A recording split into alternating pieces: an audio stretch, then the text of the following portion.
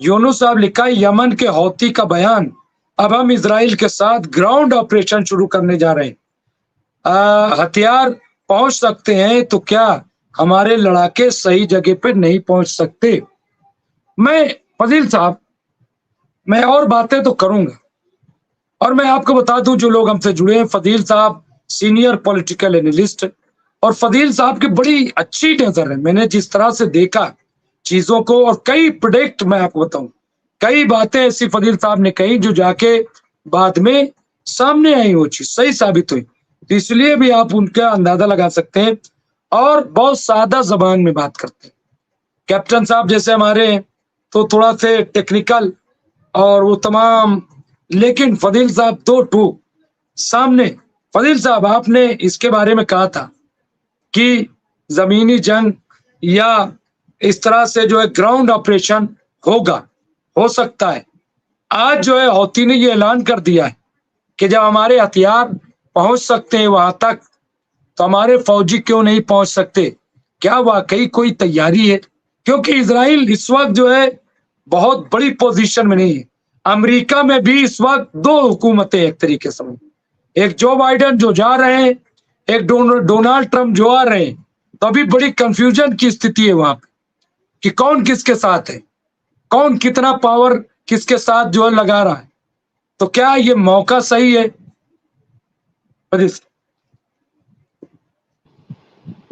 मैंने आपको पहले भी कहा था, और मुझे तो ये उम्मीद थी कि 7 तारीख से पहले हो जाता, लेकिन उसके बाद जिस तरह से थोड़ा खामोशी थी, पूरे इजराइल में भी थी, हुतीज में भी थी, और ईरान में भी थी, तो मुझे ये लग रहा है कि शायद इनका ट्रम्प से कोई जो इन लोगों की बातचीत जरूर हो रही है, इसलिए खामोशी है।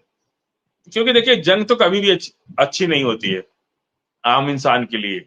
जो बड़े नेता होते हैं, कंट्री हेड होते हैं या बड़े अफसर होते हैं, वो लोग तो बंकर में छिप जाते हैं। सॉरी। लेकिन आम आदमी मारा जाता है। अब देखिए, जो मैंने बात कहा था कि हूती ने कह दिया, जब हूती ने कह दिया तो लेबनान का भी मान लीजिए कि कह ही दिया उसने। और अब इजराइल पर अगर आप सिर्फ हवाई हमला करेंगे, उसका सलूशन नहीं है, जब तक कि आप अंदर घुसना नहीं चाहते। यदि आप अंदर घुस सकते हैं तभी हो सकता है। और इजराइल की जो आईडीएफ सेना है, उसकी बहुत बड़ी कमजोरी है, और ये बात अब पूरी दुनिया जान चुकी है कि उनके सैनिक बहुत कमजोर हैं। वो पिज्जा बर्गर के सैनिक हैं, वो ट्रेंड सैनिक नहीं है। वो हथियार के बल पर दुनिया को लोग डरवा रहे थे, लेकिन जब सामना हुआ तो पता चल गया कि हमास से ही भाग चले वो लोग, और हजारों सैनिक हमास के बंधक में है। ये बात कोई माने या ना माने, मेरा अपना तजर्बा बता रहा है कि हजारों सैनिक आईडीएफ के हमास के बंधन में है। वो बात, हमास चूंकि अभी विक्टिम कार्ड खेल रहा है, अभी दुनिया की हमदर्दी ले रहा है कि हम भूखे हैं, हम नंगे हैं, हमको मार रहे हैं, हम बीमार हैं, हमको पीट रहे हैं, हमको ये कर रहे हैं। और जब सही अगर वो डिक्लेयर करते हैं तो वो हमदर्दी धीरे धीरे बदल जाएगी। इसलिए हमास अभी कुछ बोल नहीं रहा, वो विक्टिम कार्ड जो चल रहा है दुनिया में वो चल रहा है। अब इजराइल का नेतन्याहू जो है वो प्रो बाइडेन थे, अब आ गए हैं ट्रम्प, और पूरी दुनिया के मुसलमानों ने मिलकर के, जो अमेरिकन मुसलमानों ने वोट भी दिया इनको, तो ये अंदर अगर घुसने की बात कर रहे हैं तो ये होना ही था और होगा, आज नहीं कल होगा। चाहे 20 तारीख 20 जनवरी से पहले हो जाए या 20 जनवरी के बाद हो, या नेतन्याहू के जेल जाने के बाद हो, कभी भी ये होगा। क्योंकि बिना पैदल सेना घुसे आप कभी भी कब्जा नहीं कर सकते। जब तक झंडा नहीं गाड़ते हैं तब तक आपका कब्जा नहीं माना जाता है। तो झंडा गाड़ने के लिए पैदल सेना, इसीलिए मैं कहता हूं कि सबसे इन्फेंट्री जिसकी मजबूत है वो सेना मजबूत होती है। किसी का एयरफोर्स और किसी की चीजें, ठीक है, वो हथियार की लड़ाई होती है, लेकिन हथियार चलाने वाले का कलेजा ही अगर कमजोर है तो क्या करेगा? लड़ाई लड़के लड़ाई लड़ नहीं पाएगा। जो सैनिक बम के गिरने से बेहोश हो जाए, कह रहे ऐसी आवाज ही कभी ना सैनिक सुना हो, और वो बम गिरने से उनकी आवाज से बेहोश हो जा रहा है, वो क्या लड़ाई लड़ेंगे? पैदल कुछ नहीं लड़ सकते ये लोग। इजराइल को भी ये बात पता है। लोग फौज छोड़ छोड़ के भाग रहे हैं, नई भर्तियां नहीं हो रही हैं, और सिर्फ हुतीज नहीं, लड़ाई कहीं से भी शुरू होगी। तो दुनिया भर में जितने भी लड़ाके हैं और सब लोग उसमें शामिल हो जाएंगे। और ये जरूरी नहीं है कि अगर जॉर्डन नहीं मानता है तो हो सकता है कि जॉर्डन ही को पहले निपटा दें ये लोग, कि भाई चलो फिर क्योंकि जॉर्डन में इकट्ठा होना बहुत जरूरी है। अगर आपको इजराइल को जीतना है तो बहुत आसान लड़ाई जॉर्डन से ही हो सकती है, क्योंकि हिजबुल्लाह बहुत दूर है और यूतीज भी 2000 किलोमीटर है, तो उतनी दूर से तो लड़ाई लड़ना संभव नहीं है। बिना जॉर्डन के आप तेल अवीव तक नहीं पहुंच सकते। तो हो सकता है कि अभी नेतन्याहू से पहले जॉर्डन को ही निपटा दिया जाए, क्योंकि जॉर्डन इतना मजबूत कंट्री नहीं है। और अमेरिका उधर यूक्रेन का साथ देगा कि नेतन्याहू का साथ देगा कि जॉर्डन का साथ देगा कि ताइवान का साथ देगा, अभी तो सब कुछ भविष्य के गर्त में है ना। मुझे ये लग रहा है कि जॉर्डन ही पहले निपट जाएगा। ये हूती जो कह रहा है ना, वो इजराइल के कह रहा है, लेकिन वो निशाना जॉर्डन है, इसीलिए जॉर्डन से आवाज आ रही है। और अगर इजराइल को जीतना है तो बेसिक नॉलेज भी किसी को युद्ध की है तो उसको पता है कि हम अगर जमीनी लड़ाई छेड़ते हैं तो कहां से हम नजदीक पहुंच सकते हैं। अगर उसको दिल से लड़ाई लड़ना है, तो सांकेतिक लड़ाई लड़ना है तो वो कहीं से भी लड़ सकता है, लेकिन दिल से अगर वो चाहेगा कि हमको आर या पार की लड़ाई लड़ना है तो उसे जॉर्डन के बॉर्डर से घुसना पड़ेगा, तभी तेल अवीव पर कब्जा हो जाएगा। और रहा सवाल अमेरिका का, तो अभी जैसे कैप्टन साहब बोल रहे थे कि अरब जो है, अमेरिका ने बेवजह यूक्रेन युद्ध को करके अपने आप ईरान को रूस के हाथ में दे दिया और चाइना को मजबूत कर दिया। अपने आप मजबूत हो गए वो लोग। ईरान पे सैंक्शन लगा दिया, ईरान का तेल नहीं खरीदेंगे, अरे भाई मत खरीदो, पूरा चाइना उसका तेल खरीद रहा है। और अगर अरब की समस्या कैप्टन साहब एक और है कि उसके जो बायर्स है ना वो नेटो देश हैं। अगर मान लीजिए हमारे पास 20-25 मकान है और किराया हम खाते हैं बैठ करके, तो अगर हमारा कोई किराएदार सब एक साथ छोड़ दे हमको, तो फिर मेरा घर कैसे चलेगा? दिक्कत ये भी हो जाएगी ना। तो अरब की कोई परेशानी नहीं है ना, तो उसको आर्मी की कोई दिक्कत है ना उसको पैसे की दिक्कत है। और एक बार हम याद दिला दें आपको, बहुत पहले जो टर्की के बादशाह थे वो अरब को भी जीत चुके थे। उस वक्त अरब ने ये कहा कि भाई हम जो है हम छोड़ दे रहे, हम लोग अल्लाह रसूल की बात करेंगे, हमें कोई बादशाह बनने का शौक नहीं है। तो टर्की के बादशाह ने अरब को अपने आप छोड़ दिया, नहीं नहीं आप चलाओ इसको। तो एटोनमस एम्पायर के शुरुआत में अरब को जीत लिया था, तो अरब ने बिल्कुल सरेंडर कर दिया कि नहीं नहीं हम कोई नहीं, आप ही चलाओ इसको, कोई दिक्कत नहीं। तब उन्होंने कहा था कि हम दीनी काम करेंगे, हम मजहबी काम करेंगे, हमको कोई लड़ाई या देश चलाने में कोई इंटरेस्ट नहीं है। तो अरब जो है ना वो एक शांति, एक मजहबी कंट्री है, उसको लड़ाई वड़ाई से कुछ लेना देना नहीं है। कोई आके हमला करेगा तो कह देगा कि ठीक है भाई आप देखो जो देखना है। वो उसके पास एक ऐसी ताकत है कि एक दिन तेल बंद कर देगा ना तो उस कंट्री की हालत खराब हो जाएगी। एक दिन अपना अगर डिपो 1 घंटा बंद कर देना तो कई कंट्री के जो है मूवमेंट रुक जाएगा। वो जानता है कि हमारे पास क्या ताकत है, और दुनिया के लोग भी जानते हैं। इसीलिए अरब ऐसी अपने कस्टमर से कौन छेड़खानी करेगा? आप मान लीजिए कोई दुकान खोले हैं तो अपने ग्राहक से तो कभी मिसबिहेव नहीं कर सकते ना। इसी तरह जो यूरोपीय यूनियन है, जो अमेरिका है, वो अरब का ग्राहक है, तो इसलिए वो कोई बात खुल के इस तरह से नहीं बोलता है जिससे उनकी ग्राहकी खराब हो, क्योंकि फिर लोग उसके पीछे भी पड़ जाएंगे। तो अरब का एक बहुत सिंपल सा है कि वो एक शांतप्रिय देश है और वो अपने दुनिया भर के लोग उसके ग्राहक हैं, इसलिए वो कभी किसी कंट्रोवर्सी में नहीं पड़ता है कि हमारी ग्राहकी खराब ना हो, हमारी दुकान चौपट ना हो। उसको हम दुकान ही कहते हैं। बाकी जो है रूस जो है हार रहा था चुनाव यूक्रेन से, पूरी लड़ाई जो है उनकी फेल हो रही थी। जब ड्रोन दिया ईरान ने और ईरान ने सारी मदद दी, तब रूस जाके जीतना शुरू किया, नहीं तो 100 टैंक तबाह कर दिया उसका यूक्रेन ने। और टर्की के ड्रोन उस वक्त यूज कर रहा था यूक्रेन, क्योंकि वो नेटो देश है। बिल्कुल। और इसी दौरान जब हम बात कर रहे हैं कैप्टन साहब, तो यूनुस साहब ने अपडेट किया है कि मुमताज साहब हिजबुल्लाह चीफ नईम कासिम ने सीज फायर करने से इनकार कर दिया। क्या कहेंगे फदील साहब की जिस तरह से सीज फायर से इनकार कर दिया? और मैंने साफ बताया कि भाई हिजबुल्लाह जो है वो कोई अपने लिए तो जंग लड़ नहीं रहा, कोई लेबनान के लिए तो जंग हुई नहीं थी, जंग तो हुई थी गजा के लिए।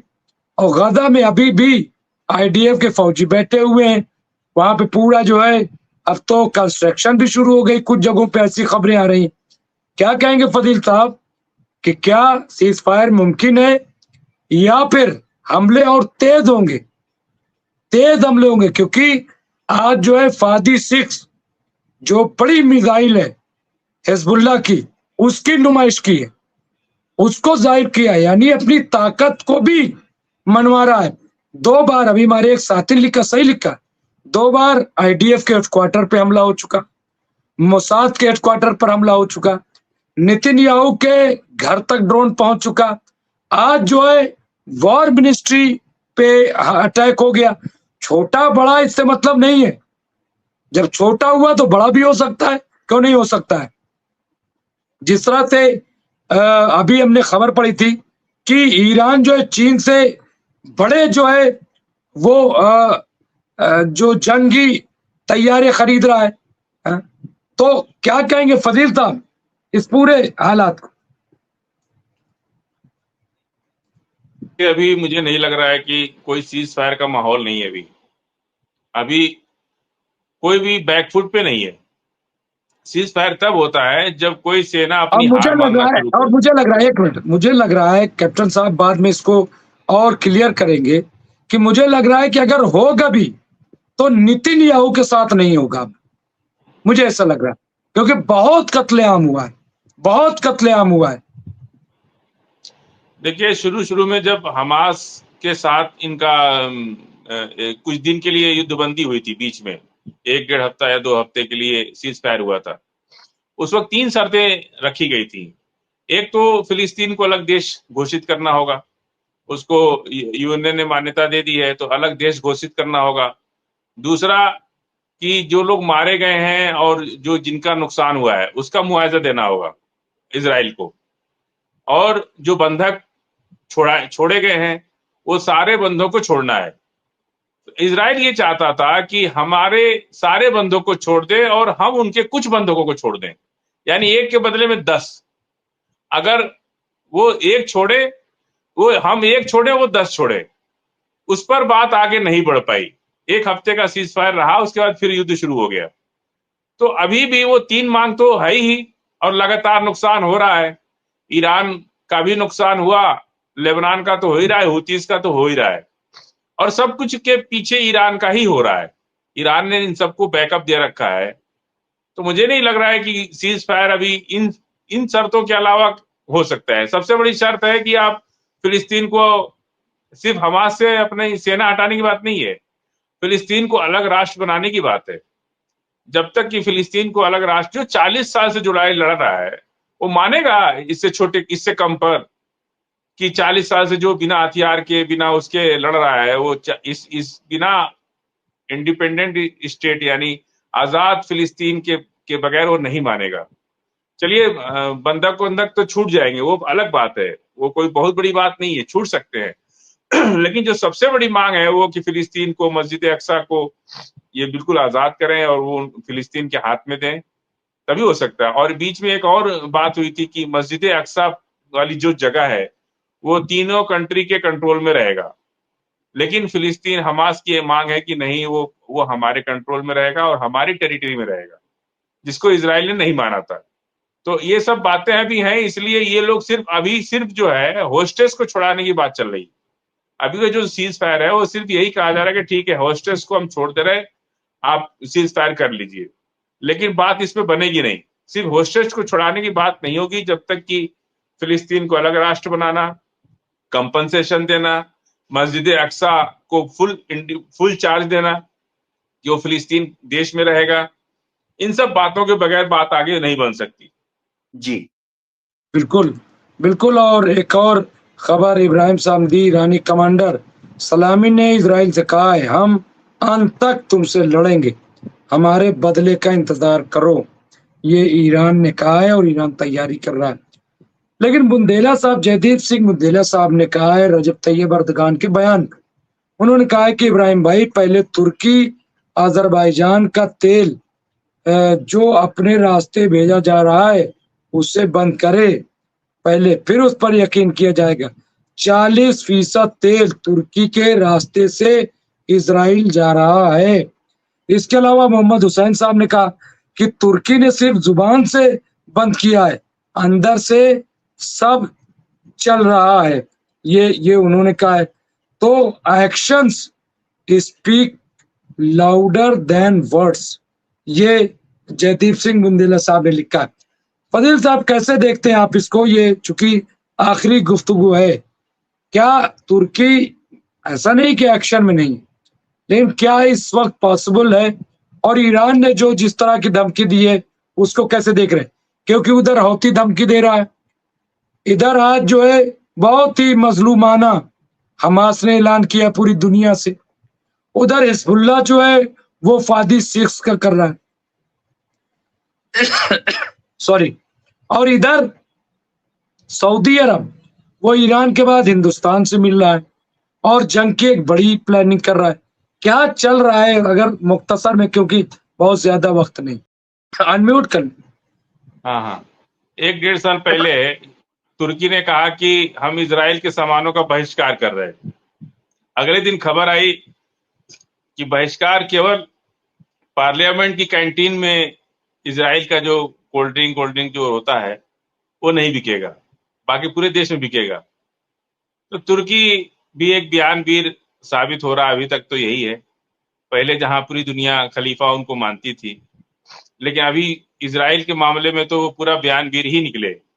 कोई भी उनका सामने आज तक आया नहीं। हाँ, अंदर से कुछ कर रहे होंगे तो हमें नहीं पता, लेकिन पिछली बार तो बड़ी हंसी आई जब हमने सुना कि इजराइल के सामान का बहिष्कार केवल पार्लियामेंट की कैंटीन में हो रहा है और कहीं नहीं हो रहा है। मतलब पार्लियामेंट की कैंटीन में कोई कोल्ड ड्रिंक, बिस्किट, नमकीन और दूसरे बेवरेजेस, खाने पीने का सामान इजराइल का बना हुआ नहीं बिकेगा, बाकी पूरे देश में बिकेगा। तो ये भी अच्छा है, दुनिया में जो है उन्होंने संदेश दे दिया। अब दुनिया इतनी पागल नहीं है, अब लोग समझदार हो रहे हैं, पढ़े लिखे हैं। अब ये सब चलेगा नहीं कि हम बहिष्कार कर रहे हैं, कोई मेरी जमीन कब्जा कर ले और हम कह रहे हैं कि जाओ, तुमको हमने व्हाट्सएप पर ब्लॉक मार दिया, अब हम तुमसे बात ही नहीं करेंगे। तो ये तो कोई तरीका नहीं है और पूरी दुनिया में कोई इसको नहीं मानेगा कि बहिष्कार कर दे, ये कर दे। जब तक कि कुछ जमीन पर करके एग्रेशन दिखना चाहिए, जैसे एग्रेशन दिखता है हुती का, ईरान का, हिजबुल्लाह का, ये 3 का एग्रेशन तो बहुत दिखता है, लेकिन बाकी लोग का एग्रेशन दिखता नहीं। हाँ ठीक है कि सभी लोग मदद कर रहे होंगे, इसमें कोई दो राय नहीं है, लेकिन अभी फिलहाल हम लोग को इस पर कोई चर्चा करने का कोई मतलब नहीं। ये बता दे। ईरान का जो हमने कहा कि ईरान ने जो कहा है वहां के कमांडर ने कि जवाब का इंतजार करे इजराइल, वो तो ठीक है, ईरान का तो एग्रेशन दिख रहा है, पूरी दुनिया को दिख रहा है। और आज की डेट में ईरान जो है पूरे मुस्लिम वर्ल्ड का लीडरशिप बन गया। जो पहले तुर्की से उम्मीद लोग करते थे, वो तुर्की से उम्मीद हट के अब शिफ्ट हो गया ईरान की तरफ। पूरी दुनिया का मुस्लिम वर्ल्ड जो है, जो खलीफा बना करके तुर्की को देख रहा था, वो शिफ्ट हो गया ईरान की तरफ। तो अब उनको लगता होगा कि भाई ईरान आगे निकल रहा है तो कुछ हम भी बीच बीच में बोलते रहें, और इससे ज्यादा कुछ नहीं है। क्योंकि अगर युद्ध होता है तो तुर्की इजराइल के सामने ही पड़ता है, बीच में साइप्रस है, इस तरफ तुर्की है और इस तरफ इजराइल है। तो साइप्रस भी टर्की के ही टेरिटरी में है, वो कोई बाहर थोड़ी है। बीच में टर्की का डिस्टरबेंस भी हुआ था साइप्रस को लेकर कि इजराइल साइप्रस पे भी कब्जा करना चाहता है कि साइप्रस हमारी टेरिटरी में आ जाए। तो ये जो है चल रहा है, लेकिन अभी इस पर हम लोग कोई मतलब नहीं चर्चा करने का, ये अभी चर्चा से बाहर का विषय है।